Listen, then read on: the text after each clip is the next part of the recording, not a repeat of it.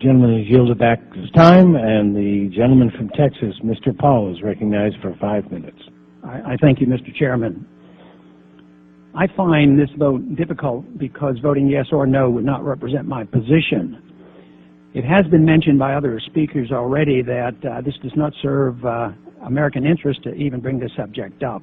And that would be what I would consider the best position, is not by not having issues like this come up.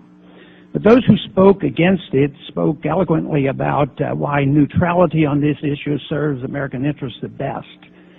I only wish that that same principle would be applied to our foreign policy. It is almost a compulsion on our part to always be involved in the internal affairs and the conflicts of other nations when it's not necessary for us to do this. And this is more or less a reflection of this. So I don't see there's going to be any advantage to us to pass this. Matter of fact, I see a lot of disadvantages. It won't resolve anything. There were a lot of tragedies in the 20th century. There were 262 million people killed by their own governments in the 20th century. There were 34 million people killed in armed conflict. It's so much tragedy, and to iron that out and solve these problems and decide who's to get the most blame from governments that don't exist any longer, I see no purpose in that. It doesn't serve our benefit. But it's also disappointing to me about how these issues come up and the conflicts come. One of my goals, long-term goals, has always been to strive for eliminating hyphenated Americans. I don't like the idea that we have so many groups that are hyphenated. So they have lobbyist groups to serve the interests of this group of Americans against another group of Americans. And then you have foreign lobbyists come in and foreign governments and represents one government over the other. Truly, if we had a republic, we wouldn't be dealing with this kind of a problem being brought up constantly over many, many years, decades. We have been dealing with this. But the purpose that I see for this is doing nothing. The consequence will be nothing more than just stirring the pot. We're going to stir the pot, and nothing is going to be settled, and it'll come up again. And yet, the evidence is rather clear. So many have spoken already that the two countries that are involved have been working and trying to work this out. That's the way it should be. And my argument for less intervention around the world really fits into this argument.